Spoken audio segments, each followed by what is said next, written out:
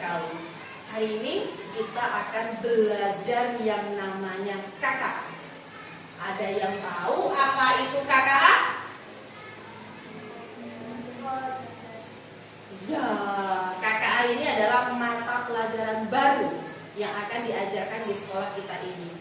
KKA. K adalah coding. Apa? Coding. Dan kecerdasan artifisial. Apa? Coding dan kecerdasan artifisial. Nah, mata pelajaran ini adalah mata pelajaran baru. Mungkin kalian masih asing karena pada waktu kalian kelas 5 tidak ada ya. Karena baru diterapkan di tahun ini. Siapa yang belajar KKA Bu Guru? Yaitu kelas 5 dan juga kelas 6. Oke. Pada pagi hari ini Ibu Guru akan mengajarkan materi tentang berpikir komputasional. Apa itu kira-kira Bu Guru? Yuk sekarang Ibu Guru, sebelum memulai Ibu Guru ingin mengajak kalian supaya bersemangat. Kita akan melaksanakan ice breaking. Siap? Siap. Boleh berdiri agak geser ke sini. Yang penting tidak kena sama cahaya ya. Guru siapkan dulu videonya.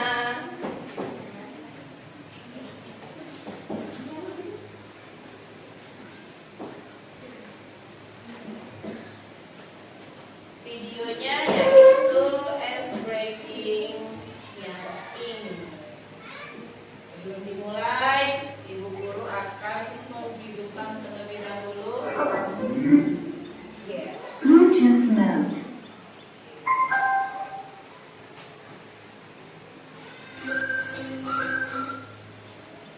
Siap ya? Siap. Harus ikut semua.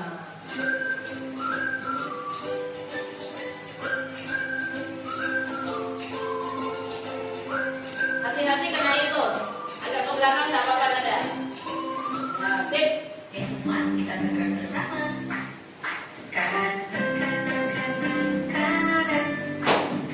Kiri, kiri, kiri, kiri. Ke kanan, ke kiri, ke kanan, ke kiri. Putar jongkok dulu. Maju, maju, maju, maju.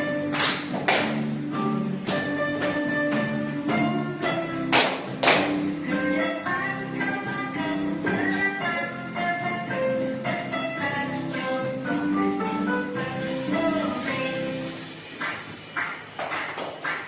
Oke, tepuk tangan dulu. Silakan duduk kembali anak-anak.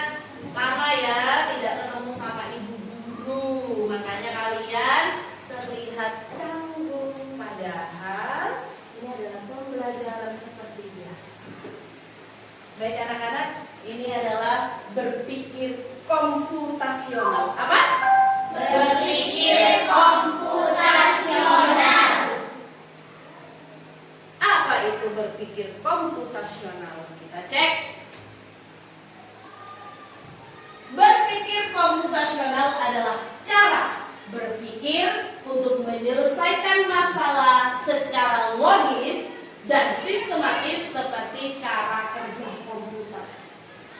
Jadi pikiran kamu itu dibuat seperti komputer, seperti laptop. Kemudian digunakan untuk memahami, mengurai, dan mencari solusi dari permasalahan kalian sehari-hari. Di sini Ibu Guru ingin bertanya pada kalian. Misalkan di meja ini, meja itu kotor. Kira-kira bagaimana cara kalian untuk merapikan meja belajar ini? Ada yang bisa? Saya Bu. Iya, Nadira coba. Pertama-tama kita harus memindahkan barang-barang. Betul, kemudian? Lalu membersihkan mejanya. Ya, lalu? Dan menaruh barang-barang kembali. Ke meja secara rapi. Ya, bagus. Itu adalah salah satu contoh merapikan meja. Dan itu kamu sudah melakukan berpikir secara komputasional. Kalau kamu tidak berpikir seperti itu, berarti kamu merapikan mejanya langsung diambil, set, sudah berlatih. Itu berarti tidak berpikir secara komputasional. Jadi awalnya kamu melihat dulu, oh meja ini kotor. Kemudian saya akan mengambil barang-barangnya terlebih dahulu, saya letakkan di bawah, lalu saya mengambil solusinya, saya rapikan, saya bersihkan, kemudian saya kembalikan lagi. Itu adalah cara berpikir komputasional.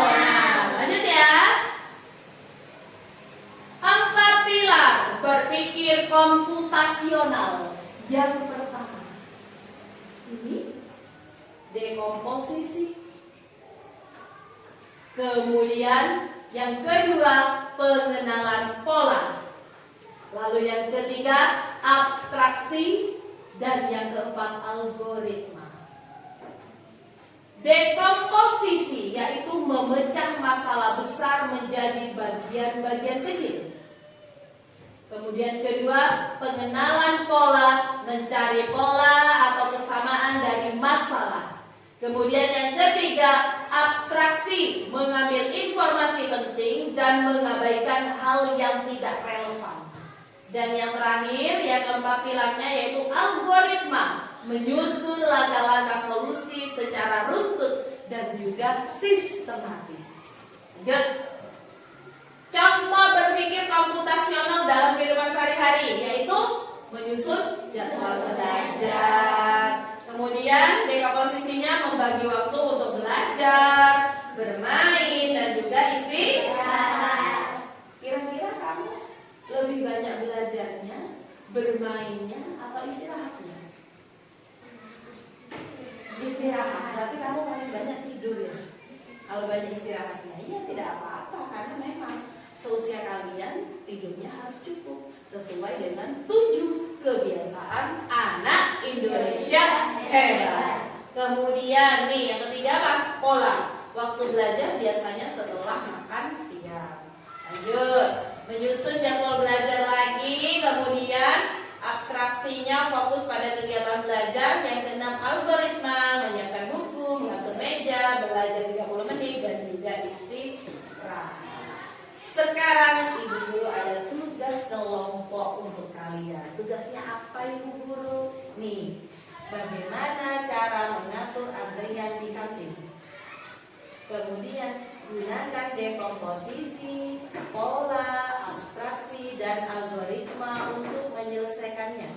Dan terakhir kalian akan mempresentasikan hasil diskusi kelompokmu. Siap? Siap. Silakan sekarang mulai berdiskusi.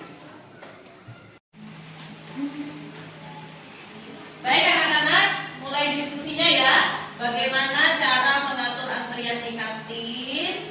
Gunakan dekomposisi, pola, abstraksi, dan juga algoritma dalam menyelesaikan masalah ini. Kemudian nanti tiap kelompok mempresentasikan. Bu Guru mau ngecek dulu kelompok sini. Bisa kira-kira? Bisa. Kira-kira kalau ada antrian tuh bagaimana? Dekomposisinya dulu bagaimana? Kira-kira gimana Fadil? Kira-kira. Misalnya identifikasi penyebab antrian. Ya, harus diidentifikasi dulu penyebab antriannya. Kenapa? Apakah pelayanannya lama? Ataukah ada minuman yang enak sama makanan yang enak sehingga orang-orang antrinya panjang? Sip, nanti siap untuk maju ya? Siap. Ya, bagus. Kemudian kelompok ini sudah bagaimana kira-kira? Misalkan kamu pergi ke kantin, kantinnya itu panjang antriannya. Jadi kamu harus mengidentifikasi kira-kira apa yang menjadi antrian. Oh, karena ada mie goreng yang enak sehingga anak itu antri untuk beli mie goreng. Jadi diidentifikasi terlebih dahulu. Saya kira-kira sip.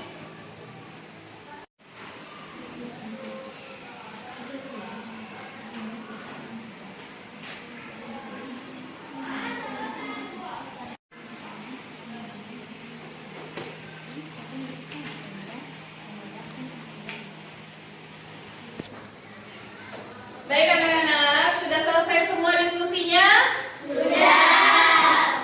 Kita akan memulai untuk siapa kelompok yang berani maju duluan? Sini apa sini? Oke, silahkan kelompok ini maju terlebih dahulu. Ibu guru matikan dulu ya ininya ya, supaya tidak mengganggu. Yuk, silakan maju. Semuanya maju. Boleh agak maju ke depan supaya kelihatan. Sini, Mak. Dibaca dari dekomposisi dulu, kemudian apa? Bagian kamu? Pengenalan pola, lalu abstraksi, lalu kamu algoritmanya. Yang anak evaluasi. Yuk, silakan dari Nadira. Dekomposisi misalnya identifikasi penyebab antrian, pesanan lama, kurang kasir, dan lain-lain, serta waktu-waktu puncak antrian. Betul, berarti kita mengidentifikasi permasalahannya. Kenapa terjadi antrian di sana, ya kan? Kemudian Intan, coba. Pengenalan pola, apakah ada jenis makanan dan minuman tertentu yang paling sering dipesan sehingga menyebabkan antrian. Oke, lalu selanjutnya Abstraksi, misalnya dalam sistem antrian yang penting adalah urutan kedatangan atau urutan pelayanan. oke, ada urutannya ya. Kemudian algoritmanya. Sistem antrian, pemesanan online, distribusi tenaga, optimasi kapasitas. Oke, kemudian evaluasinya apa, Ahmad? Apakah antrian sudah berkurang dengan adanya permasalahan pemecahan masalah dari si Fadil tadi? Oke, tepuk good job dulu, kasih tepuk good job. Jida betul, jida betul, jida betul di JOB. Good job, good job, good job, good job. Oke, tepuk tangan dulu untuk kelompok 1. Selanjutnya kelompok 2. Yuk maju semua. Dirapikan lagi. Dari Zahra. Kemudian Anda, kemudian Nada, kemudian Farah ini boleh dari sini ya. Punyanya Viva. Yuk silakan dibaca dulu. Dekomposisi, misalnya ada mendefinisi penyebab antrian, pesanan lama, kurang kasir, dan lain-lain, serta waktu-waktu puncak antrian. Oke, mengidentifikasi terlebih dahulu. Kemudian yang kedua, Pengenalan pola, apakah ada jenis makanan atau minuman tertentu yang paling sering dipesan? oke, berarti hampir mirip ya dengan kelompok sebelah ya. Yang ketiga, 3. Abstraksi, misalnya dalam sistem antrian yang penting adalah urutan kedatangan dan urutan pelayanan. iya. Lalu algoritmanya apa kira-kira Farah? Sistem Antrian. antrian pesanan online, distribusi tentang tenaga. Oke, kemudian evaluasinya apa Diva? Apakah antrian berkurang? Oke, apakah menjadi berkurang? Oke, kasih tepuk good job. Tidak betul, tidak betul, tidak betul di JOB. Good job, good job, good job, good job. Oke, tepuk tangan dulu untuk kelompok 2. Ibu guru hidupkan kembali. Anak-anak sudah maju semua ya. Kita hidupkan kembali. Masih proses.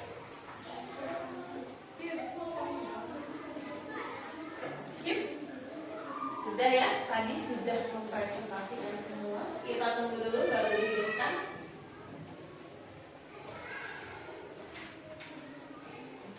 Kalian sudah mendiskusikan cara mengatur antrian di kantin. Kemudian sudah menggunakan dekomposisi. Kemudian pengenalan pola. Kemudian ada abstraksi dan juga ada algoritma, bahkan ditambah dengan apa tadi? Evaluasi. Sudah mempresentasikan juga. Selanjutnya, kira-kira apa yang kamu pelajari tadi? Yang pertama apa yang dipelajari? Pentingnya Berpikir logis dan terstruktur. terstruktur. Kemudian yang kedua, 4 Berpikir komputasional.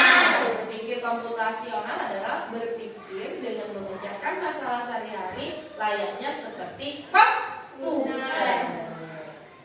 Tugas ya di rumah, jangan lupa nanti dikerjakan, boleh berkelompok, boleh sendiri-sendiri. Yaitu temukan satu masalah di rumah dan coba selesaikan dengan berpikir komputasional. Masalahnya apa sih Bu Guru? Ya masalah kalian sehari-hari di rumah, ya. Dan sekian, terima kasih. Cukup sekian pelajaran hari ini karena kita sudah 2 jam ya belajarnya. Sampai jumpa di minggu depan, kita akan belajar materi lainnya tentang KKA. Demikian, wassalamualaikum warahmatullahi wabarakatuh.